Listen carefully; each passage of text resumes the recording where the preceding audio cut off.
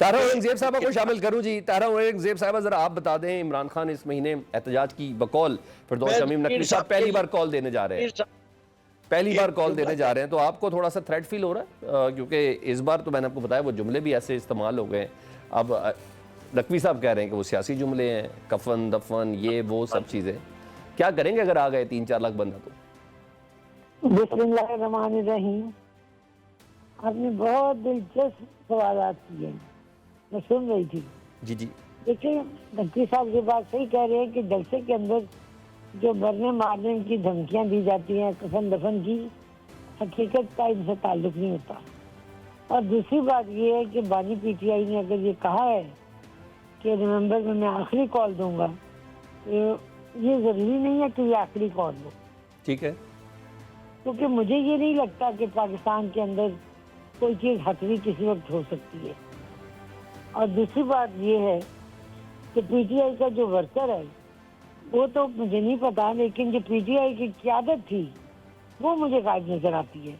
Assembly के अंदर जीतने के बाद भी और असेंबली के बाहर जो लोग बड़े करदा थे और हारे हैं वो भी, ये मुझे नहीं समझ लगता कि एक सवालिया निशान है कि वो लोग कहाँ चले गए और वो क्यों गायब हो गए। और दूसरी बात ये है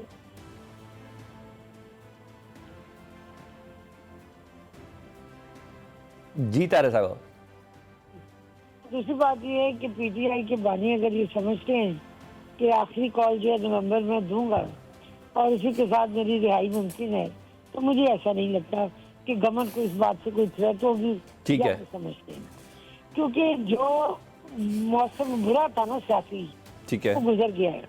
जो तक IMF से हमारी बात हो रही थी, हमें कुछ ये भी था कि काम होगा नहीं होगा, ठीक है, वो उस सूरत हाल से गवर्नमेंट निकलती। अच्छा, वजीर खजाना वैसे मोहम्मद औरंगजेब साहब कह रहे हैं कि नहीं, बुरा मौसम नहीं गुजरा, हमारे तो कर्जे शेड्यूल करने के लिए कोई तैयार नहीं है।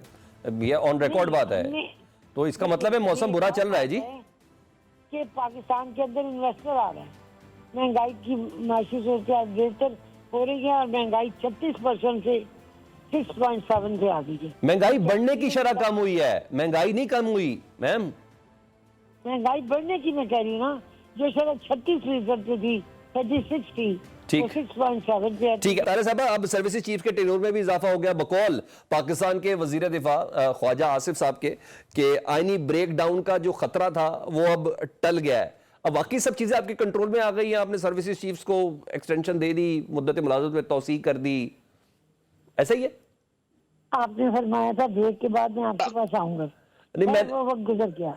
बात ये है कि पाकिस्तान में माशी और सियासी सूरत मेरे समझ के मुताबिक बेहतर हो रही है और जो हमने टेन्योर बढ़ाई है वो इसलिए किया गया है, तीनों एयर चीफ और आर्मी चीफ और नेवल चीफ की, ताकि जो भी प्लान इस मुल्क की दफाई जरूरियात के लिए, इस मुल्क के सोल्जर्स के लिए, इस मुल्क की अवाम के लिए और इस मुल्क के अदारों के लिए जो चीज़ बेहतर कोई चीफ बनाए, तो 5 साल का अरसा होना चाहिए जिस पर वो अमल दरामद कर सके।